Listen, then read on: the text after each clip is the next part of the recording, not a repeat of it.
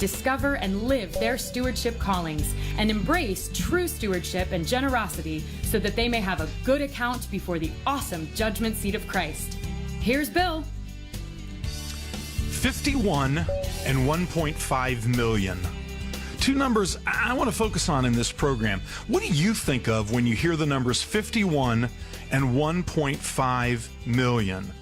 Now, to try to start with a little humor in these obviously very difficult times, if you're a Chicago Bears and Atlanta Falcons fan like I am, the number 51 conjures up the image of the infamous middle linebacker of the Bears, Dick Butkus. And the number 1.5 million represents the approximate number of excuses we have developed to explain losing the Super Bowl a couple years ago to that Boston team that shall go nameless. But in the Orthodox Christian church world, these two numbers have far greater significance and relevance. There are estimated to be approximately somewhere between 1 and 1.5 million total Americans who would classify themselves as Orthodox Christians.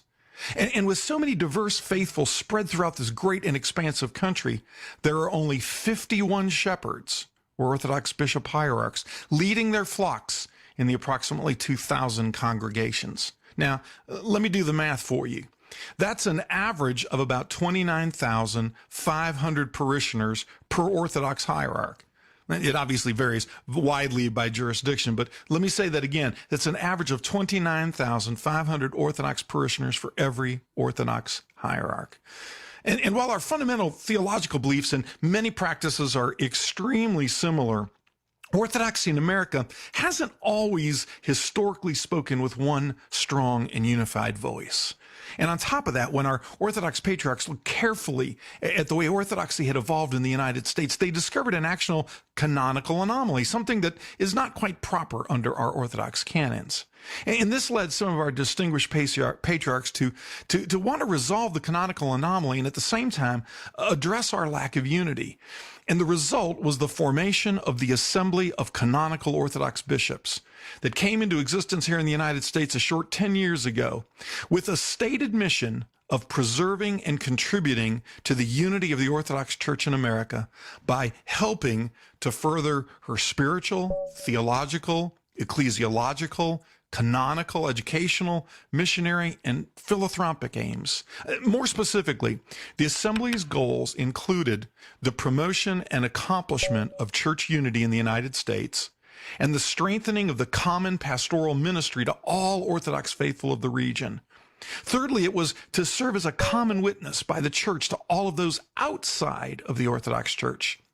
And finally, the organization of the church in the United States in accordance with the ecclesiological and canonical tradition of the Orthodox Church.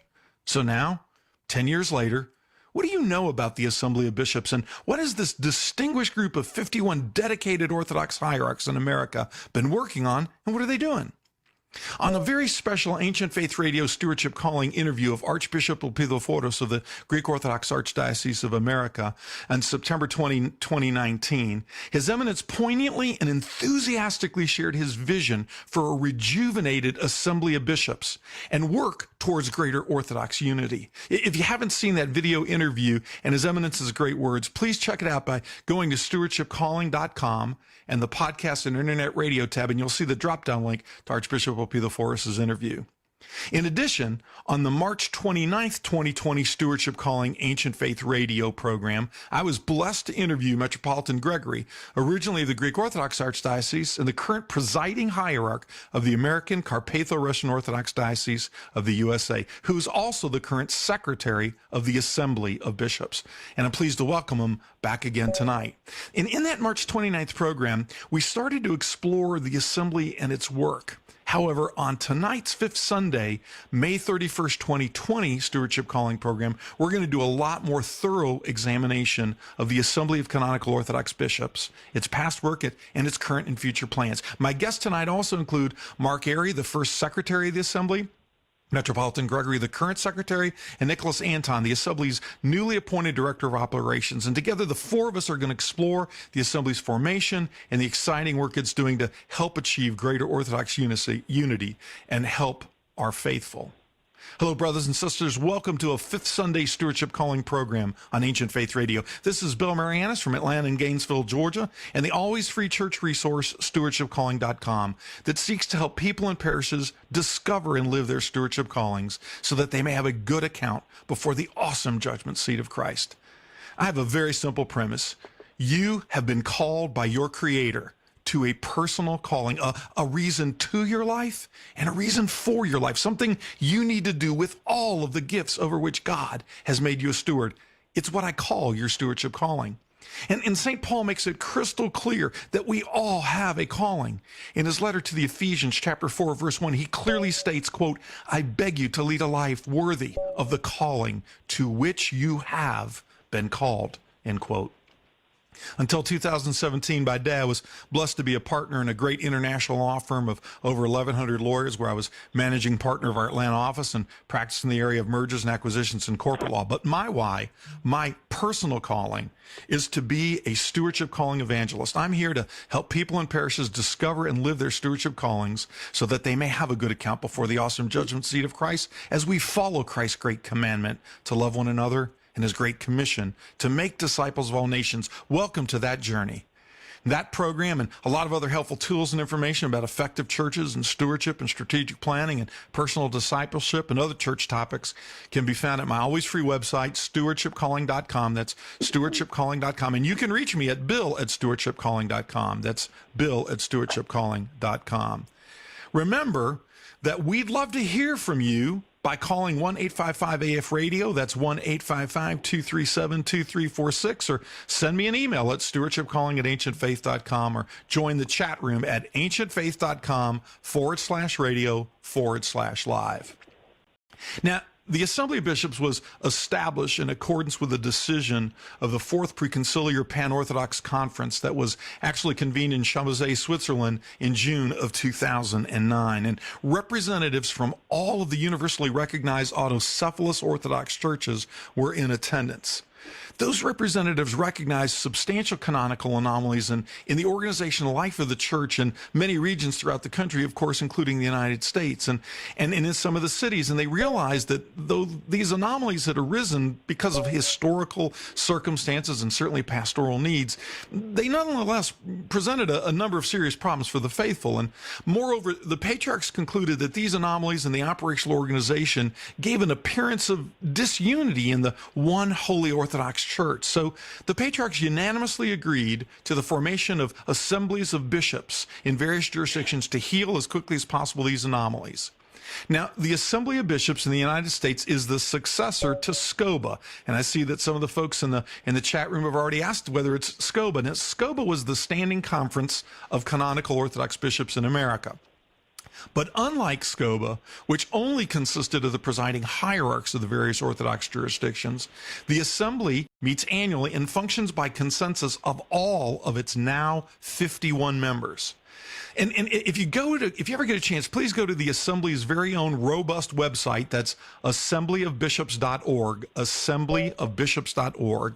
And you can see that it established a wide number of committees, some of which we're going to talk about tonight, to help further its work. And these committees are each charged with very specific tasks and are made up of a variety of bishops and hierarchs and other laity and clergy advisors. Now, unlike SCOBA, the Assembly is intended to be a transitional body when it achieves its ultimate goal, which will ultimately make itself obsolete by developing a proposal for the canonical organization of the Church in the United States that can be presented and approved at a great and holy council that consists of all of the canonical Orthodox bishops or their representatives from throughout the world.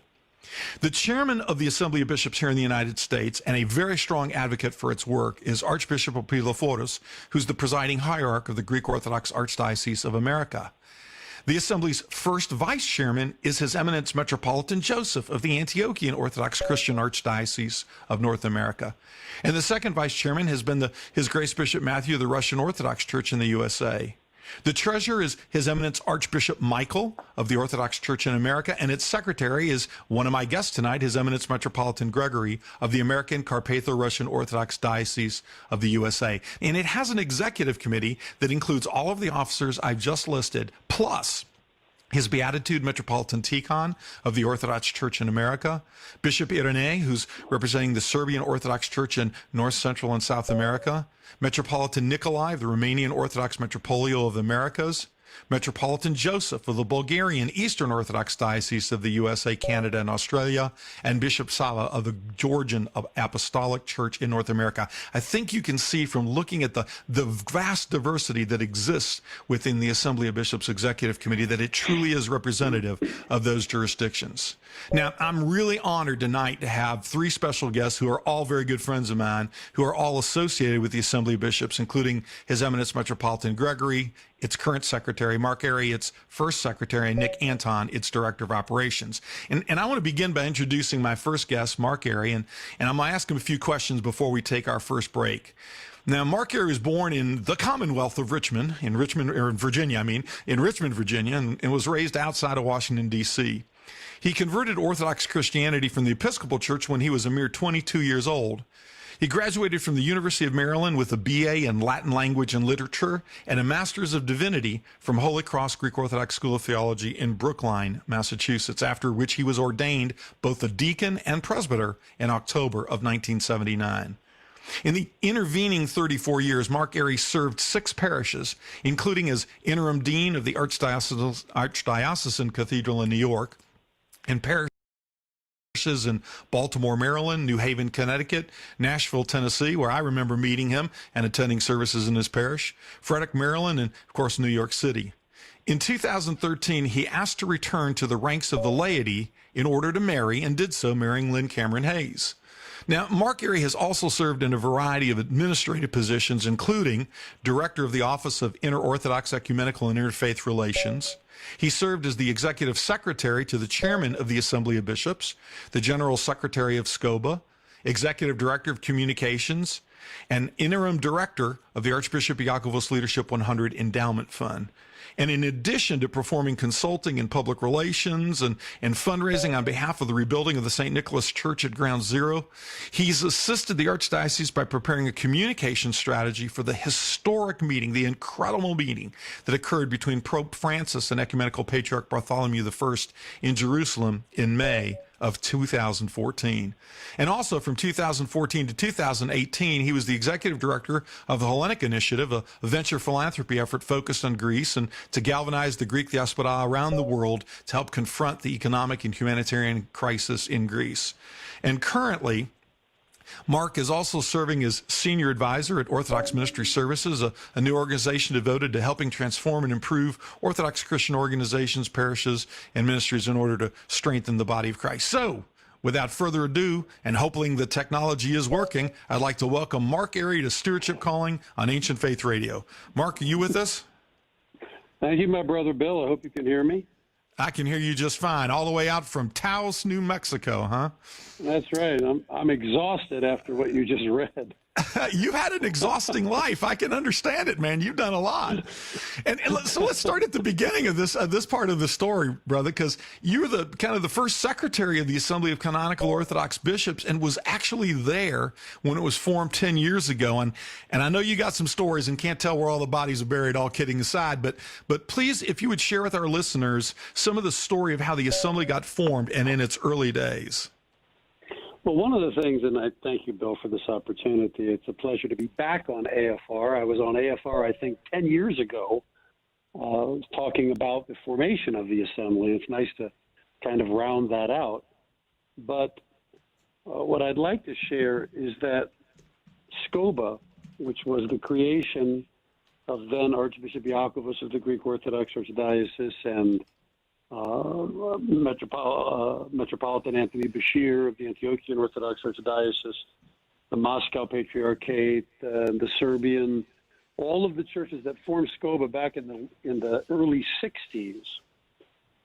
It was a great organization, did a lot of great work, formed all of the wonderful organizations that you know as IOCC and OCMC and other ministries that continue with the Assembly today, but SCOBA was independent, as you said. It was a self-starter, if you will.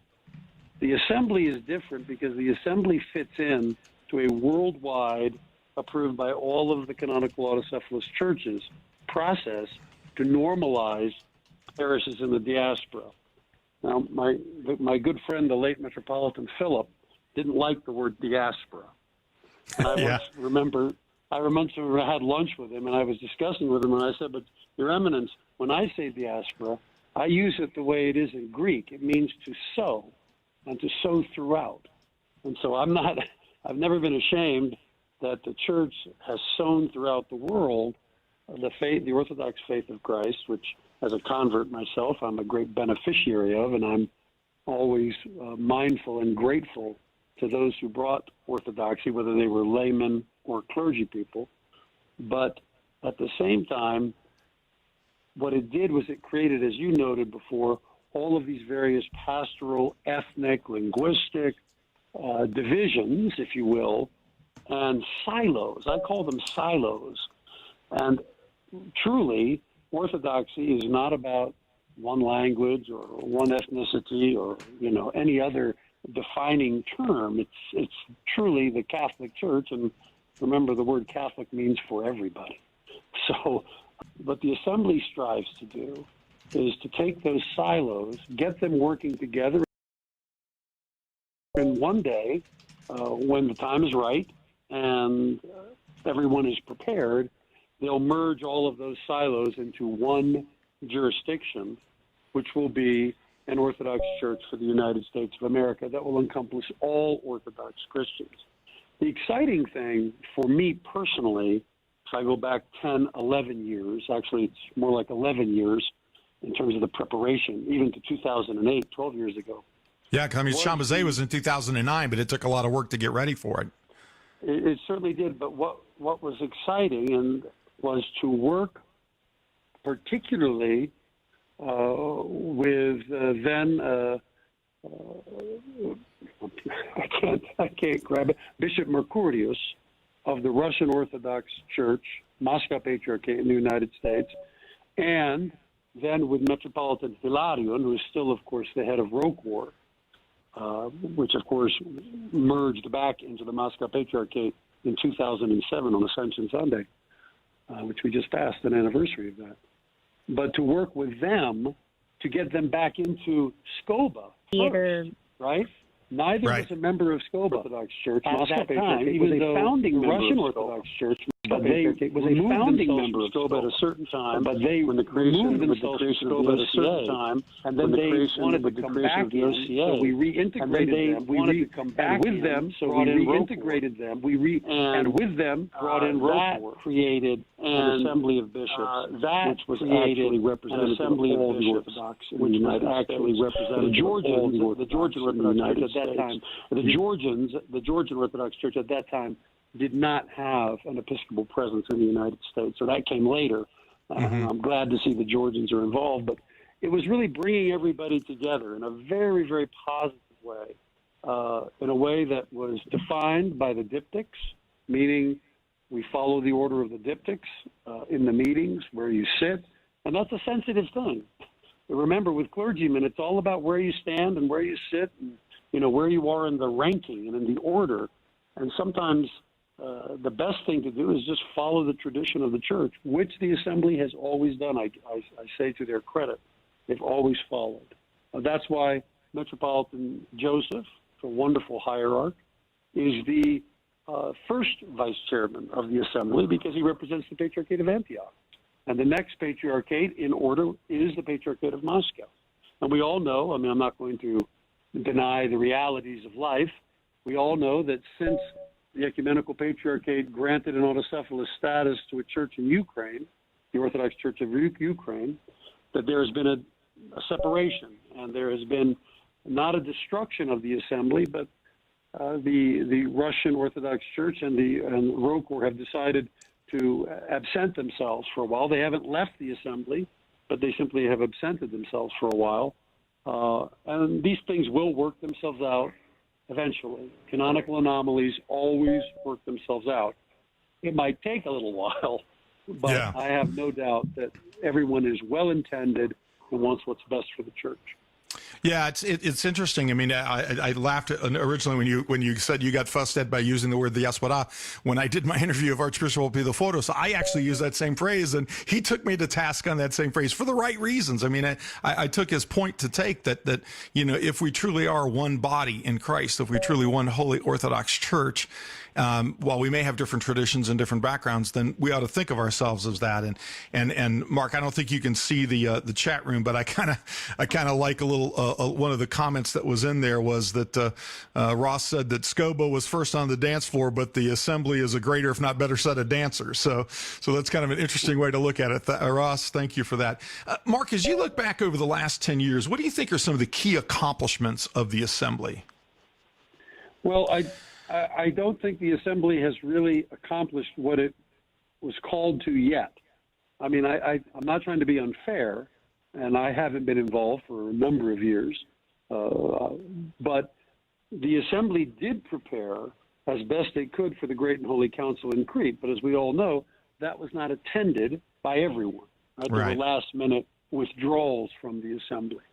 So that's also problematic. It was still in this, because all of these things have been on this track since the early 60s. Moving the church along so we could find solutions to the problems. The most important thing about the assembly, and it may not sound that important to your audience, but believe me, it is. I'll tell a little story of the first assembly of bishops, which was a very sensitive, and that assembly included all of North America, which means Mexico and Canada as well. They later divided themselves up in a process, and just became the United States of America. There were, I think, 63 bishops at the original assembly in May of 2010.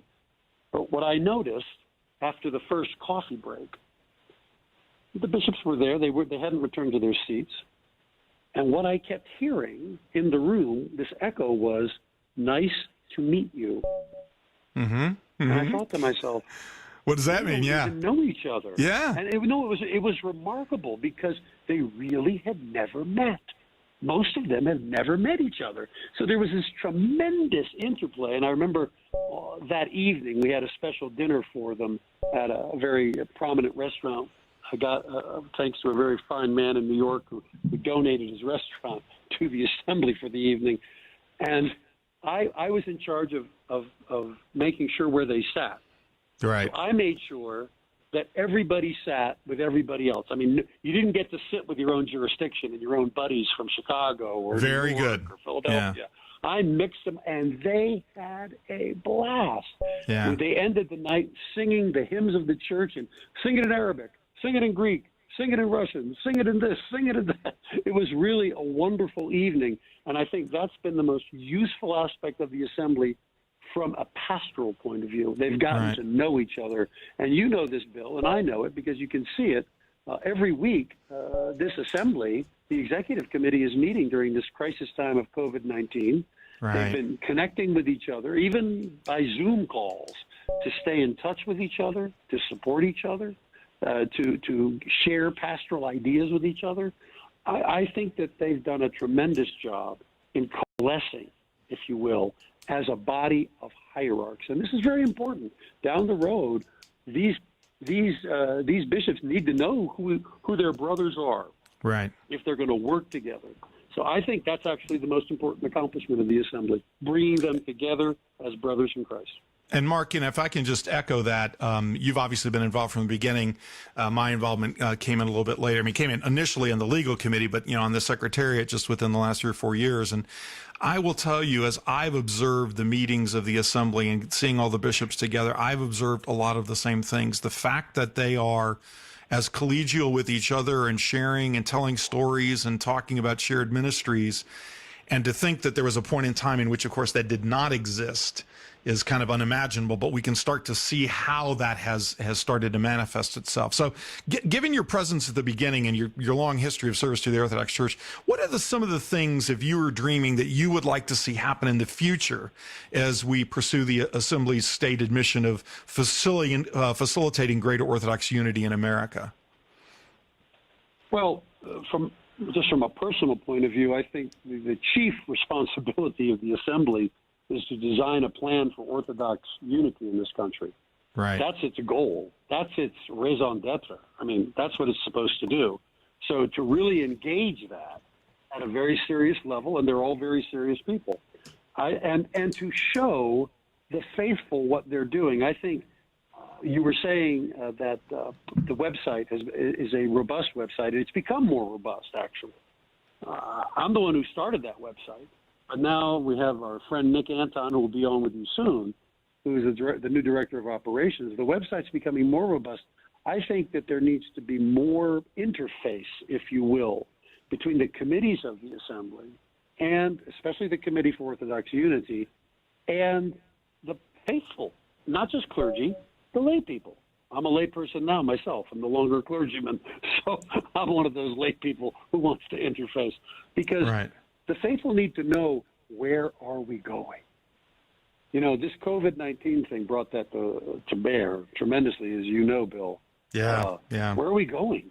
I mean, during those days before are we going to have Holy Week? Are we not going to have Holy Week? I mean, the bishops were decisive, and I give them all the credit in the world for that. But the faithful need that vision. Where are we going here in America? Are we always going to have 3 bishops in Pittsburgh and 4 bishops in Chicago, 3 bishops in San Francisco, et cetera, et cetera? Or are we going to be true to our Orthodox canonical norms and the tradition of the church? Yeah. Is that going to take place? We need to be transparent and accountable to the faithful. And I believe that they will. Well, that's a very positive directionality of it, and I think your encouragement and your enthusiasm for it is good, because somebody, you know, that's been involved in it as long as you've been involved in it, you know, it's easy to say, oh, I wish things were faster. I mean, we're all Americans. We want things instantly, you know, and yet at the same time, things happen in the fullness of the time. Now, I know we're going to take a break, and I was going to let you go, but before I do, we got a special treat here. So Archbishop Michael of the OCA is on the phone, and he happens to be the treasurer of the assembly and on the executive committee. So while I still have you on the phone, Mark, can I welcome Archbishop Michael to the telephone call on Stewardship Calling? Archbishop Michael, are you with us? I am, Bill. Fantastic. Well, thank you for calling in. I'm so grateful to you, and for the unbelievable work you do. I mean, I wish everybody could understand how much work this man does. In addition to obviously being, you know, the presiding hierarch over his diocese in New York and New Jersey, he's also managing all the financial affairs of the assembly. So, yeah, you know, we are so grateful to you for all the work that you do and all the spirit by which you do it. So, what would you like to share with the listeners about what you see as the positive activities of the assembly in the future that it holds?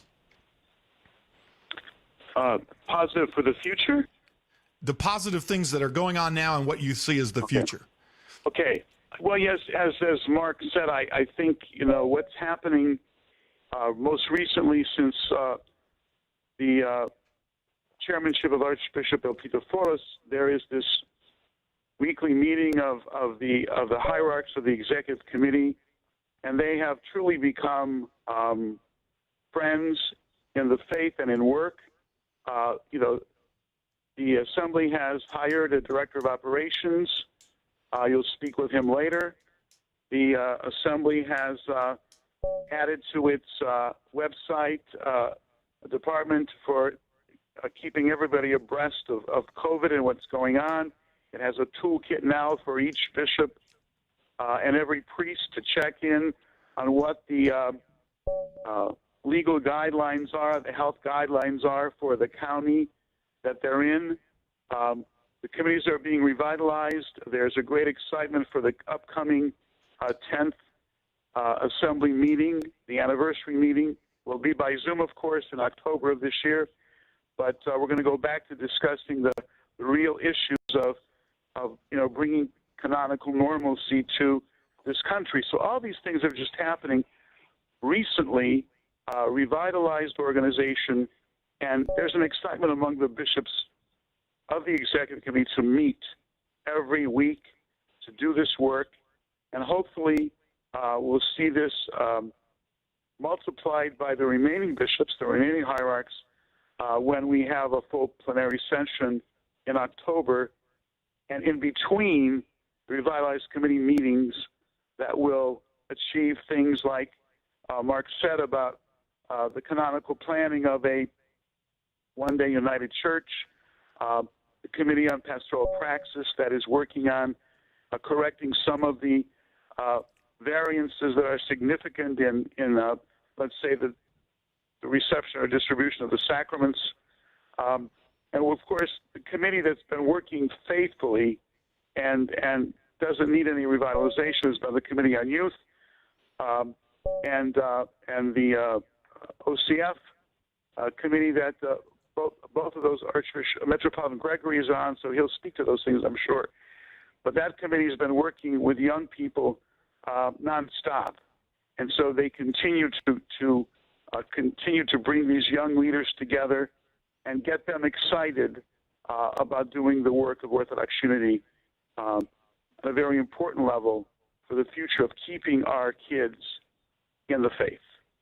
So I think that all of that's exciting. I mean, it's gone from, as Mark said so beautifully, introducing bishops to each other, to doing this kind of incredibly important and really radically improved work, especially since Archbishop Peter Forrest has re-energized the executive committee and have all of them working together toward these goals.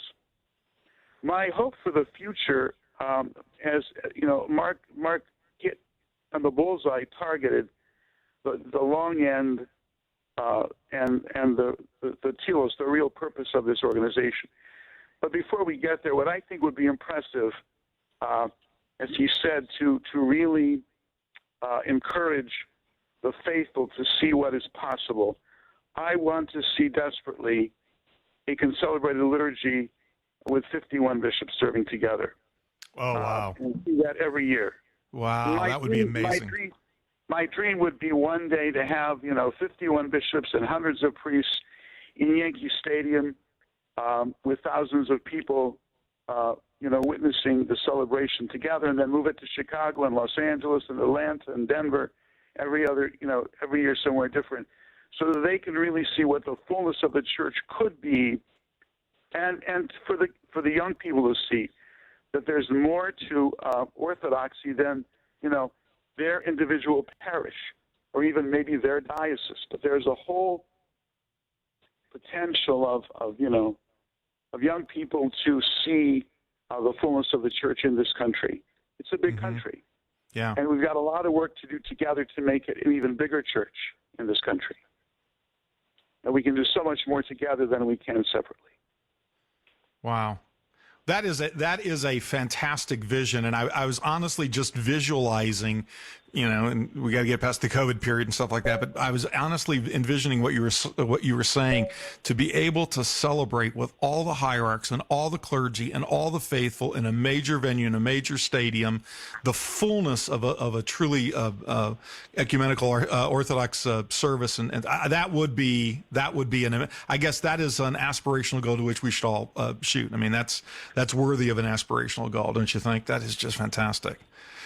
Well, I want to thank you, Your Eminence, for calling in. I'm going to free you up so you can go back and listen in and take notes, and then you can fuss at Metropolitan Gregory if he gets anything wrong, which won't happen, or more likely I get something wrong, and then you can fuss at me at some point in the future. And I also want to thank my dear friend Mark Airy and free him up to go back and listen in and enjoy the beautiful thing, and that way we'll free up some lines for our other guests tonight, Nick Anton, and then some callers in there. But I'm so grateful to you, Your Eminence. I'm so grateful to you, Mark, for everything you have done, everything you are doing, and everything you will do to address this important topic of the unification of Orthodoxy in America.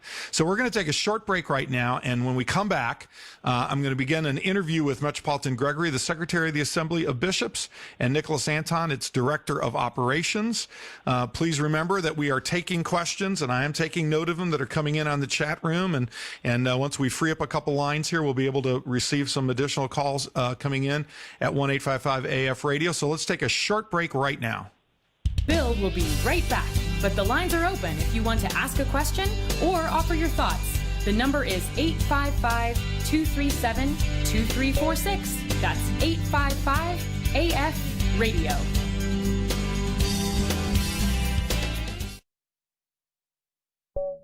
Boldly proclaiming the truth of the risen Christ. This is Ancient Faith Radio, timeless Christianity, 24 hours a day. All These Things, a new podcast from Ancient Faith Radio, in which Hannah Vasquez offers encouragement and inspiration, as well as practical tips, to mothers as they navigate their responsibilities with all these things: homemaking, childcare, food preparation, etc., while trying to stay focused on seeking the kingdom. Being an Orthodox Christian in this world is hard, and mothering is hard. Combined, it's a lot to navigate and discern. I want to help be a guide for you in your journey toward the kingdom of God. That is the heart behind this podcast. All These Things, seeking the kingdom of God as an Orthodox Christian mother. Available now on ancientfaith.com/podcasts.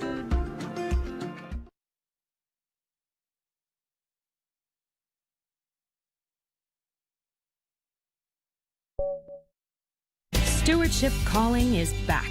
And please remember that this show is pre-recorded, so we are unable to take your calls.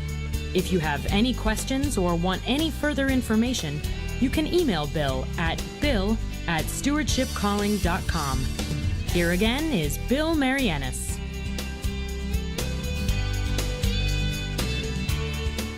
Metropolitan Gregory, the hierarch of the American Carpatho-Russian Orthodox Church of America, and Nicholas Anton, the Director of Operations for the Assembly of Bishops. And that bumper was the wrong one. We actually are live, so you can feel free to call in.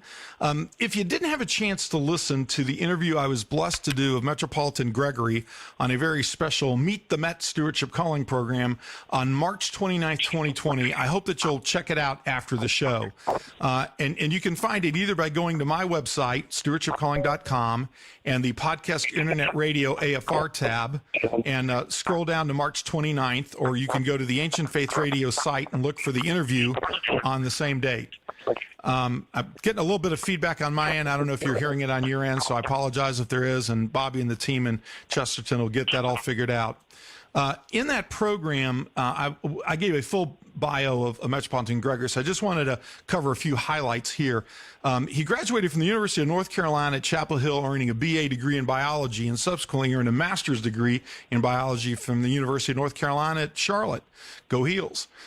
He worked for more than 20 years in the field of cardiovascular research at the Carolinas Medical Center in Charlotte, North Carolina, and he authored or co-authored over 100 articles, abstracts, and book chapters in scientific fields.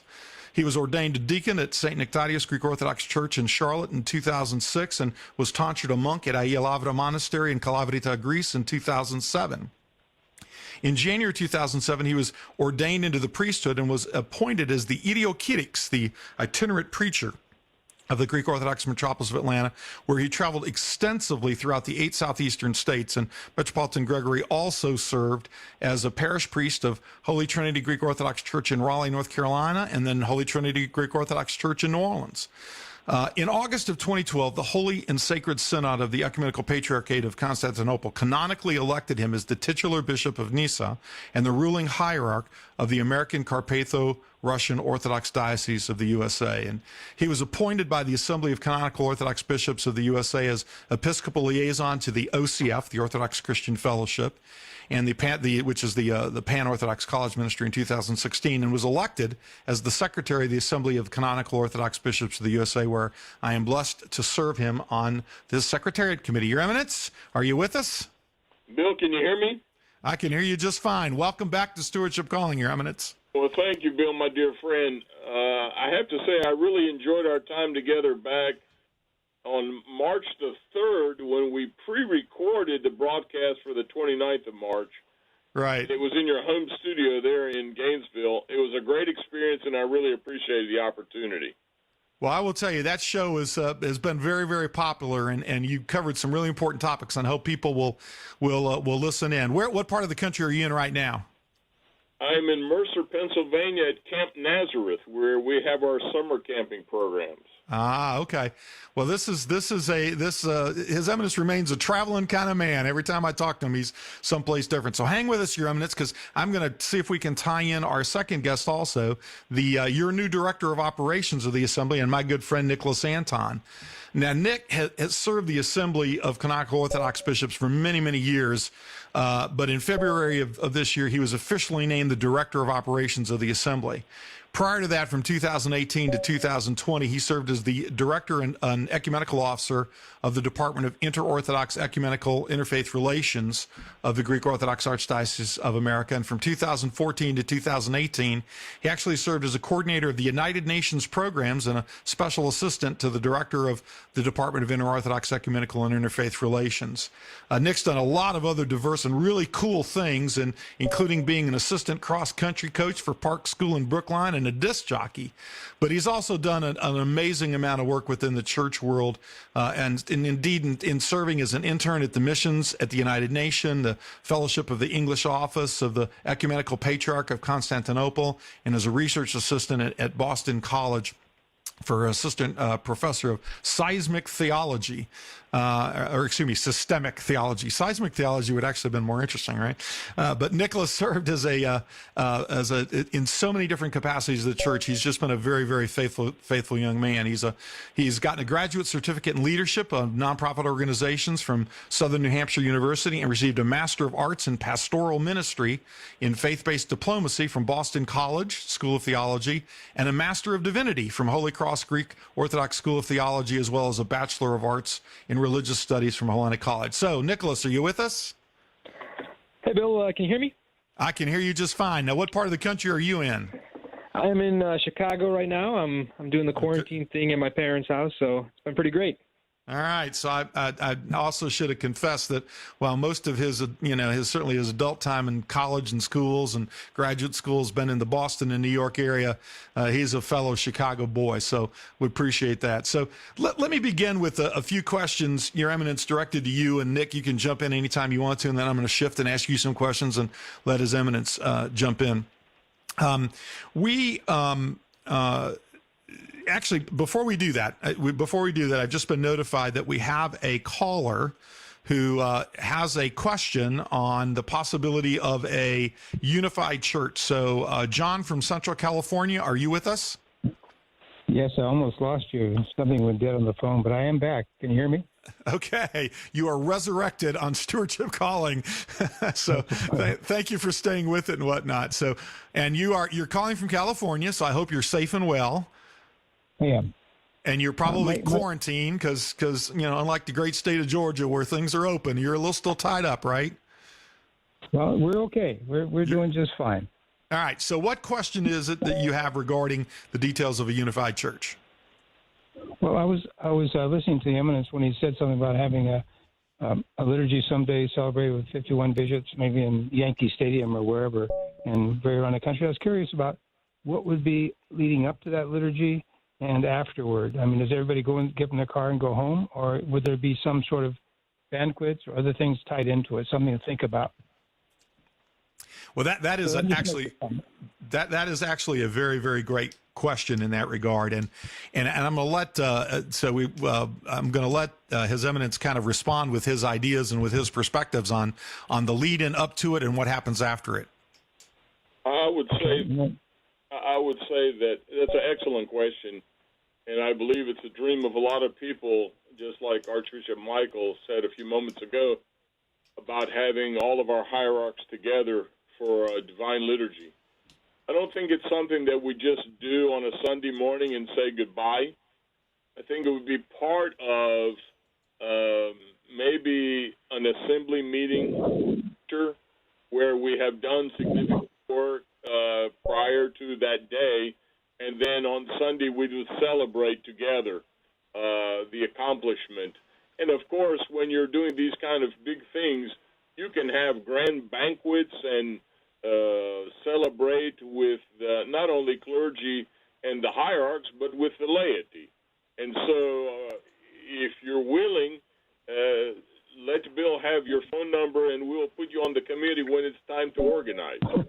Okay. That's it. Pass it along to us. And I think to echo His Eminence's point, in the meetings of the assembly that have taken place up till now that I've been blessed to attend, there has been a service, and now obviously we haven't had all of the hierarchs together in the altar serving together, but they've all been in attendance, those that were present at the thing. And there was always an event that the host parish, whichever the host parish was, that would sponsor an activity and whatnot to get to meet the hierarchs and to get to see these incredible men in a kind of very personal way, and then they would obviously go into their 2 or 3 days of intense meetings and whatnot. But I think, to His Eminence's point, both of their points, Archbishop Michael's point and Metropolitan Gregory's point, the sky's the limit on this. We can truly make this kind of what we want it to be. So he's exactly right. So John, here's what I'm going to do. I'm going to give you my email address. It's bill@stewardshipcalling.com, bill@stewardshipcalling.com, and you email me your contact information. And the Secretary of the Assembly and the Treasurer Assembly have just recruited you to be a part of that great planning committee. And I think getting over to Central California is probably a good idea. I think we should do that. So. Okay, Bill. You met with us in our church a while back, and I'll talk to you about off the air about that. But anyway, can I make one more comment? Of course you can. Please, this one. I hope so. Okay. I kind of jumped into this about 15 minutes after it started, so something might have been covered on this.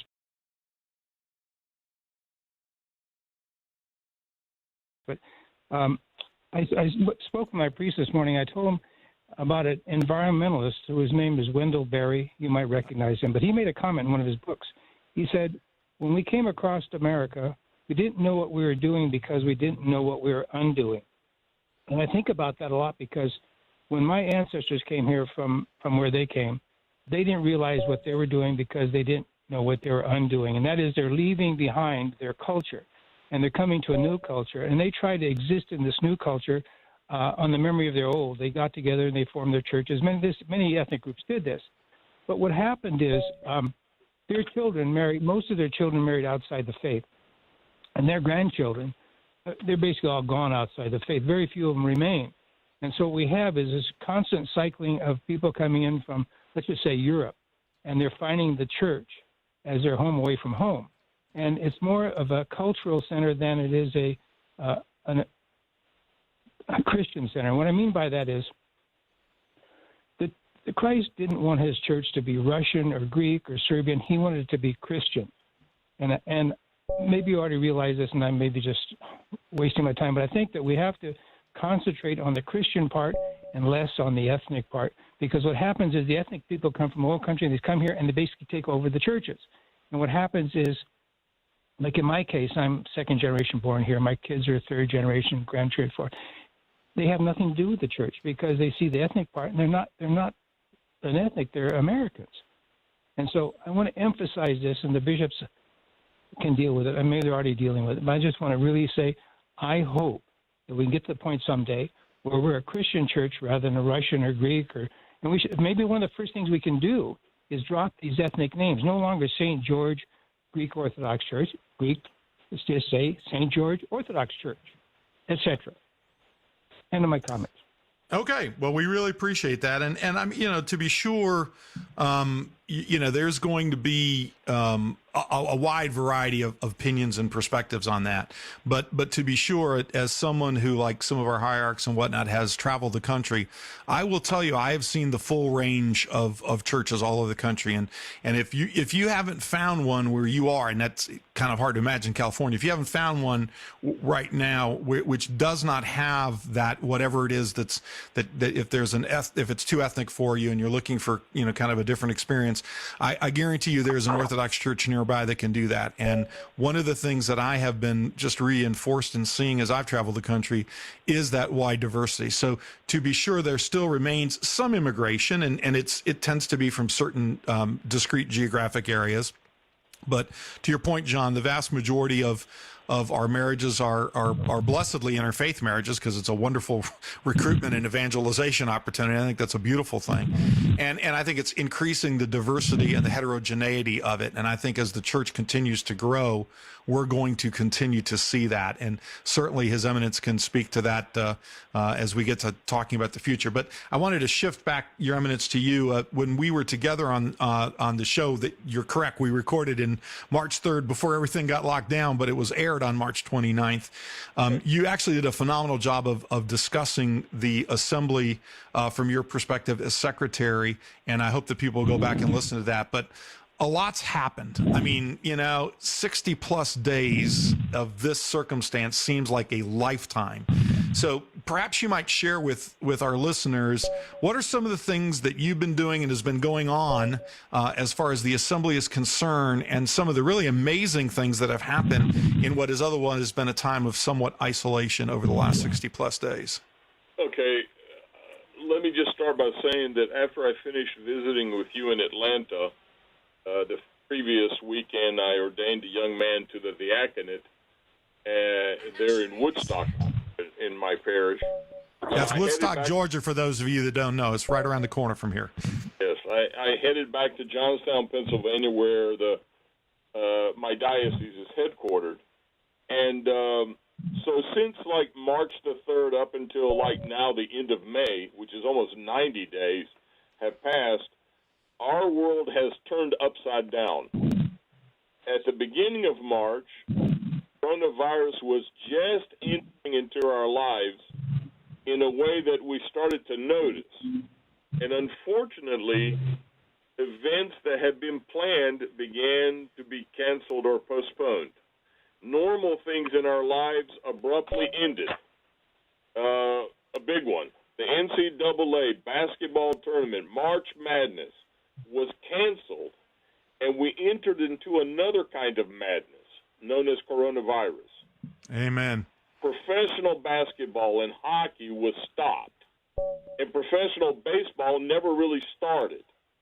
And by the way, I'm a Pittsburgh Pirates fan, and my Pirates are undefeated so far this season, so I'm not really mad that they're not playing yet, but they are undefeated. You're celebrating. Okay, we'll give you that one. Because at this point, we were predicted to be 20 games out. Yeah. We're undefeated so far. But we had like college students around the country whose spring semester became some kind of like virtual classroom at home with their parents hanging around. This is not what college is supposed to be. And then we had our young people in OCF, which I'm the liaison for the Assembly of Bishops, our college ministry. Their lives were turned upside down. And the department up in Boston and the people that work in that ministry for us had to do some things that they had to invent. And so they created all kind of small Zoom groups where people were working with each other, helping each other out. And even we had a commencement week where we had a commencement speaker and all kinds of things presented over a 5-day period. And so our young people modified and prepared things for us. We have young people from kindergarten to the 12th grade who are schooling at home now. We got 40 million people who lost their jobs within 2 months. This is like unbelievable to me, and I believe to all of us. Oh, yeah. And so we had to start dealing with the effects and impact of this stuff on our parishes and our churches across the country. We had different governmental officials that were saying and putting out all kinds of information that was either incomplete, confusing, or sometimes just plain wrong. I mean, it was total chaos. And so the hierarchs of the church, the 51 men you're talking about, were trying to figure out what to do, how to do it, and when to do it. Yeah. And it was very difficult. As an example, my diocese has parishes in 13 states and a province in Canada, which means I have to follow the musings and the directives of 13 governors and a prime minister. And countless numbers of mayors and county commissioners who are... to say. And additional officials like mayors of cities and towns and the President of the United States. That's so I got to take all that information and try to figure out what to do with my churches. Within our diocese, again, we had to cancel things. Lenten retreats, young adult retreats, our clergy convocation, a seniors retreat, an altar boy retreat, a young women's retreat. And, of course, in all of our jurisdictions, we have had to cancel the on-site summer programs. Yeah. And I know that several jurisdictions are working to go virtual. Right. We have something each day to try to keep our kids connected to the church in this sort of difficult time. Right. The Assembly of Bishops now, what did it have to do? It had to postpone that 10th Assembly meeting, which was scheduled for the first week in May this year in Washington, D.C. Right. And we've already sort of scheduled for a Zoom meeting sometime in October with all the hierarchs.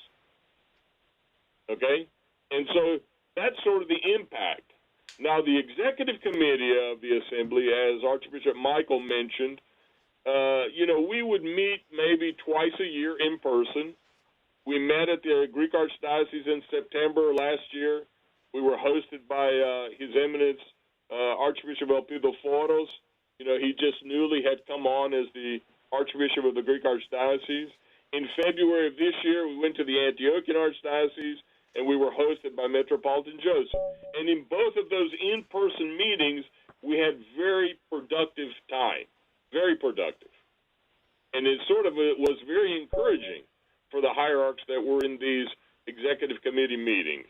And then coronavirus hit us, and we fell into this vortex, and we had to come up with some way to continue to meet because now the decisions of the hierarchs were going to have a critical impact on the parishes. And so every Friday for the last 2.5 months, except for Holy Friday, we have met by Zoom. That's fantastic. That is unprecedented, isn't it? Every week, Bill. Yeah, that's fantastic. We've met more in the last 10 weeks than we had met in 10 years. I mean, it was really incredible.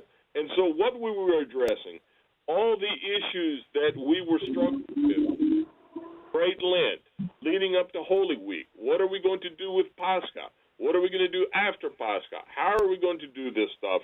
These were difficult times for all of us, the clergy and the laity. And the hierarchs, of course, had to make decisions. And they had to make heart-wrenching decisions. Yeah, I can't imagine. Okay? Up to and including the closing of the churches to the public so that there would be less than 5 people, the priest, the deacon, a cantor, the priest's wife, and maybe one old lady. Who knows? I mean, this was a difficult decision. And if there's anybody out there who thinks that was an easy call, guess again. It was not. It was awful, terrible. But ultimately, the hierarchs did it for the protection of their people. And if I can interject for 1 second, Your Eminence, to underscore what you're talking about, in putting on my other hat as a member of the Archdiocesan Legal Committee and the Metropolis Legal Advisor for the Metropolis of Atlanta, and having participated in countless number of discussions regarding that, including theologians and hierarchs and doctors and professionals and epidemiologists and lawyers trying to sort that out. After every one of those calls and every one of those discussions, I would walk away from there, and honest to God, I would say, I am so glad I don't have to make that decision. And so I cannot imagine how much pressure we all felt for that. And I know you took a lot of heat for it, and you can't ever please anybody or everybody. But I thank you for that service in that regard. I can tell you that from my brother hierarchs that I spoke with, and many of them I did, we lost a lot of sleep on this one. Yeah, I'm sure. And so now we're in the opposite direction. Now we're working, the executive committee and the other hierarchs of all our churches, how do we reopen? Right.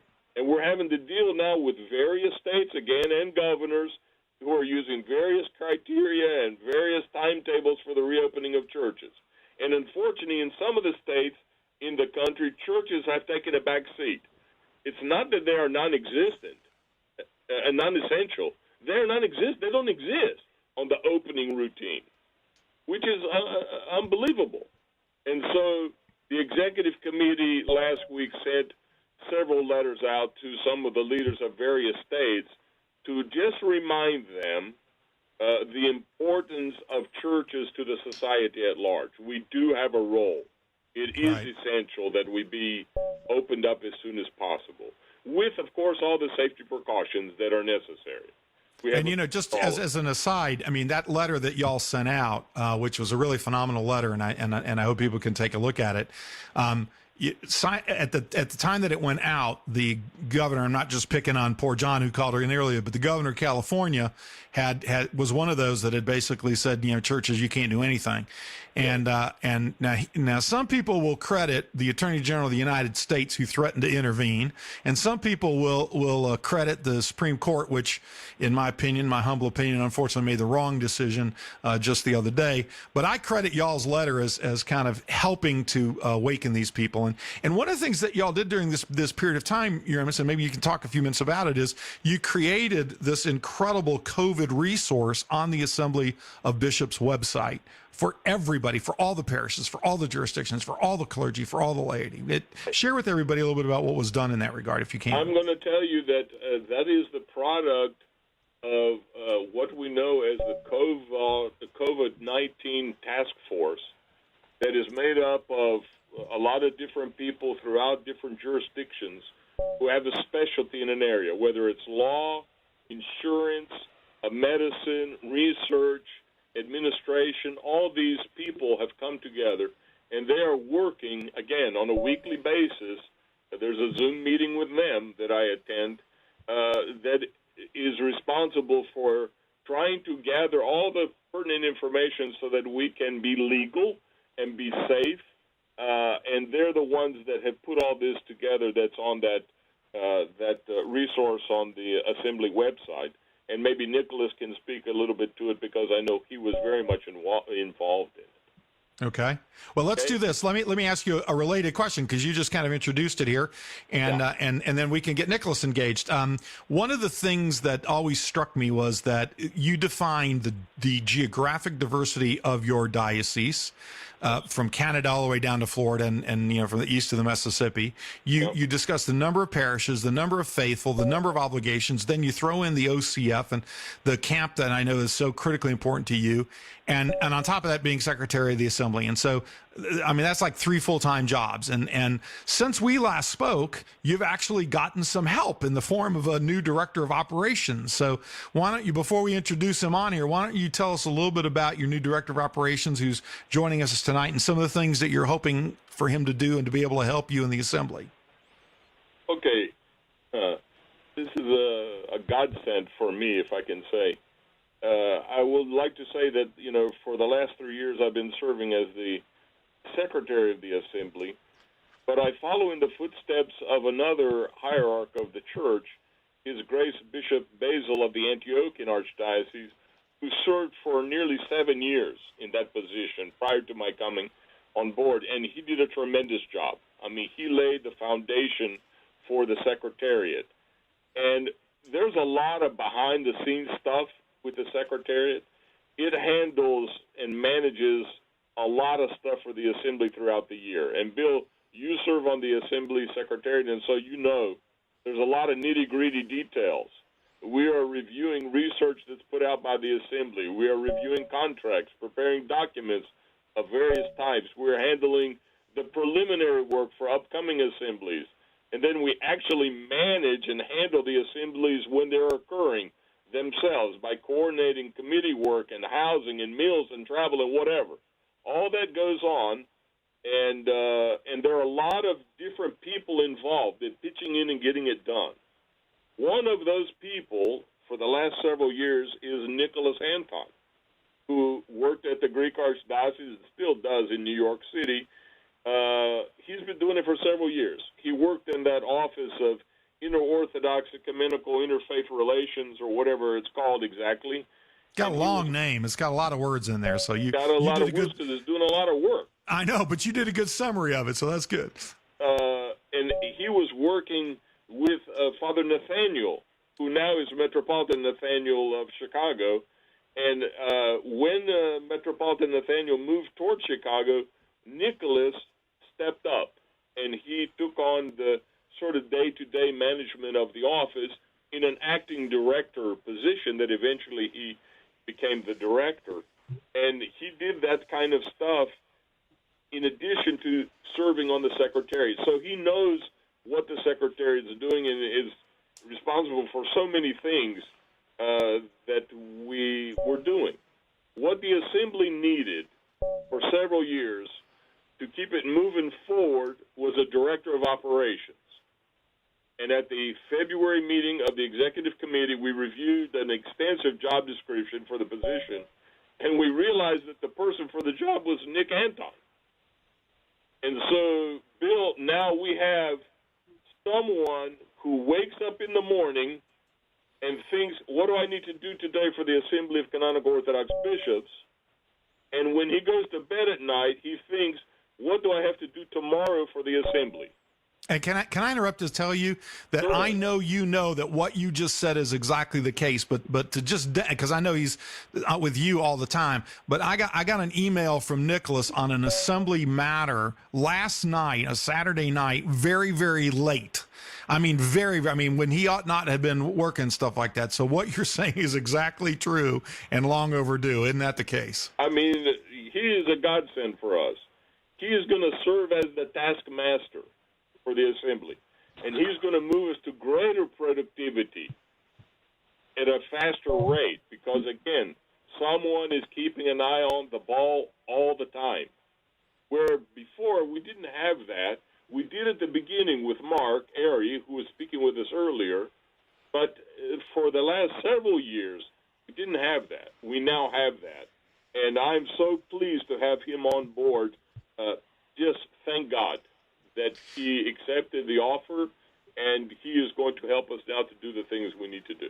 Well, that's a perfect segue, Nick. So with that kind of an introduction, man, and you got a heavy load on your shoulders over here. But you've had as His Eminence points out, you've had a wonderful, wonderful, wonderful career of service to the church, and you have a lot of great education and experiences. But I wanted to give you the opportunity to share with our listeners kind of your view of some of your duties as the Director of Operations for the Assembly of Canonical Orthodox Bishop. So in your own words, tell us what it is you think you got to do right now. Thanks, Bill. And I always have to remind Metropolitan Gregory that I usually start thinking about the Assembly after my morning cup of coffee, but it is pretty early. Oh, okay, we'll take thinking that. About it. We'll take that.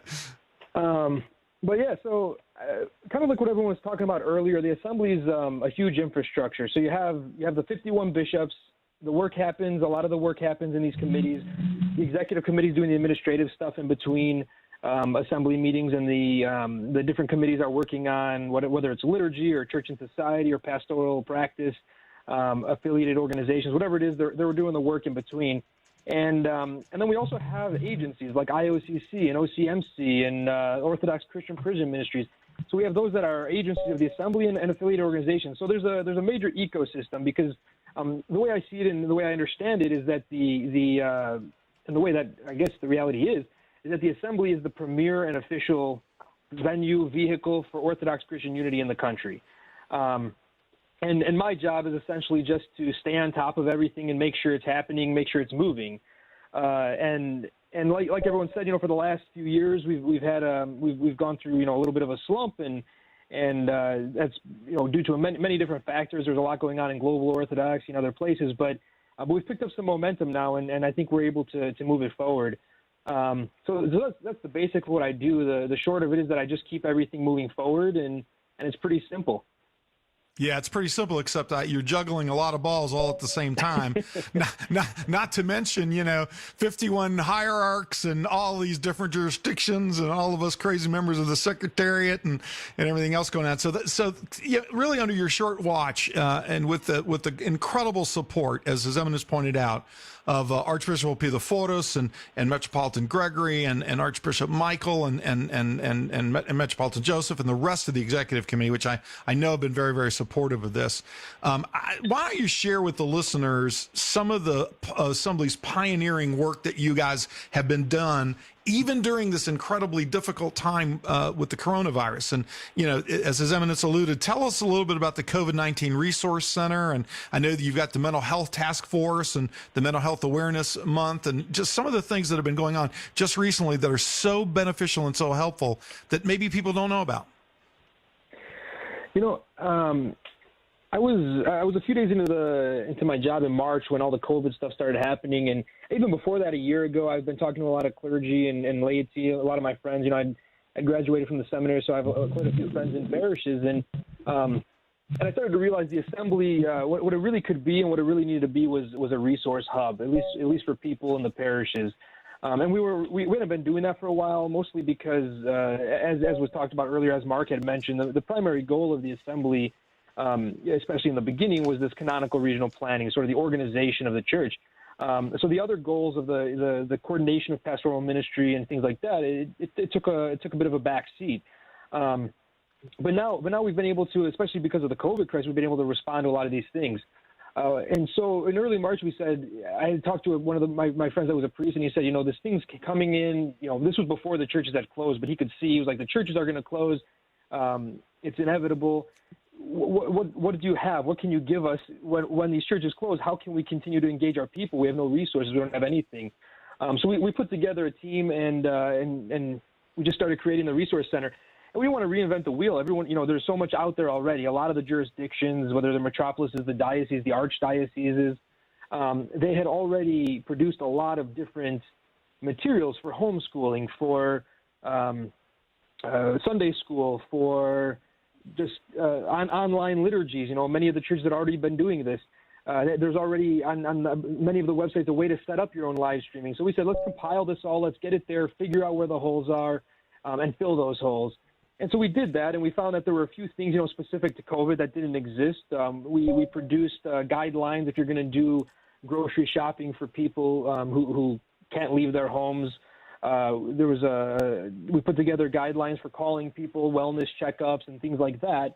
And so that's what's in the COVID-19 Resource Center. And especially in the beginning when really people couldn't leave, it was a true stay at home, and things weren't opening up yet. We tried to make it a place where you could almost experience everything you could experience in the parish online. So that was one aspect of it. As it's gone on, as was mentioned with this COVID-19 task force, we realized that to reopen, the information that had to be gathered and sifted through and dissected was just way too much. It was way too much for each individual priest or bishop to have to handle. As Metropolitan Gregory said, many of the bishops have parishes across cities, states, even countries in some case. So we decided to create this tool, and a few of the mental health professionals on our call were able to help us crunch the public data that's out there into a very simple, readable graph. So people could read that and say, all right, the law says this, but the graph is showing that that things are going up. Maybe it's not safe to open yet. Or, all right, the law is here and the graph is on a steep decline. We're allowed to do this. It's safe to do this. Let's go ahead and do it. So we went ahead and did that, and again, because this is all unprecedented, we did have to create some resources with the help of some risk management specialists on basic protocols, signs to hang in the churches, things of that nature, and they're all in that resource center. I'll also talk about the mental health task force. That was another thing about a year ago. We got a lot of people saying, mental health is becoming more and more of an issue, and we really don't have any resources. So we convened a group of mental health professionals, and the executive committee decided to create a task force that Camper, which is one of our endorsed organizations, spearheads as the organizational partner on that. And this past month, May, was Mental Health Awareness Month. So we ended up, Bishop John Abdullah, who's within the Antiochian Archdiocese, he's the chair of that task force. He hosted 6 episodes. We made a little 6-episode mini-series tying Orthodox Christianity to different aspects of mental health, whether that be sadness or suicide or just understanding generally. So those are online. Those are on our. There's a link through our website, assemblyofbishops.org, that can get you to our YouTube channel where those are housed. All right, wait. I want you to keep going, but I want you to slow down for 1 second. Yep. Which is funny for me to be saying somebody to slow down as fast as I talk. But the two things you just shared are pure gold that I suspect most people did not know about. Within 60 days of kind of being on the job during the most unbelievable pandemic that has ever faced, certainly in my lifetime, you all have stepped up and have done two of the most extraordinary things. So I want you to slowly tell everybody where they can find this. By the way, I have referred every parish to this. Anybody that asks me, I send them to this site. But I want you to share people where to see the Assembly site and the COVID-19 Center, and then specifically this incredible set of resources on mental health, which is obviously of paramount importance right now, not only because of the COVID-19 crisis, but because of all the other things that are happening in this world. So slow down and share it with everybody, and then I'll let you get your steam back up. Sounds good. So the website is assemblyofbishops.org. So it's very simple, assemblyofbishops.org. And when you land on the homepage, there's a big red box that says COVID-19 Resource Center. You click on that box, and it takes you to the main resource center. On that, there's a few places you can get it. That's the simplest place to find the mental health videos. That's in our featured section of the COVID-19 Resource Center. The Resource Center has on that splash page, we have a little featured section, and it gives you upcoming events. It gives you, like this, for instance, this event was on that page as one of the upcoming events.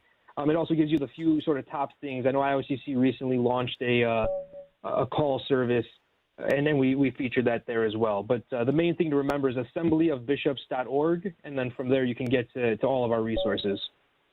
And so I think what is important for everybody listening to understand as we start to envision a world where Orthodox unity in the United States is achieved to a much greater degree, that while it's been going on for a while, the momentum has picked up so dramatically now that we're actually starting to see cross-jurisdictional resource sharing, cross-jurisdictional planning and focus on activities and ministries and support. And the Assembly is actually fulfilling that extraordinary purpose of being that central collaborative partner.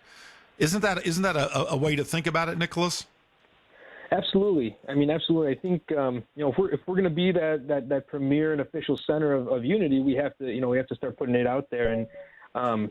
And again, there's no reason for any duplication of work. So if we can make it happen and we can tie in everything that's out there from the different jurisdictions, that's what we're going to do.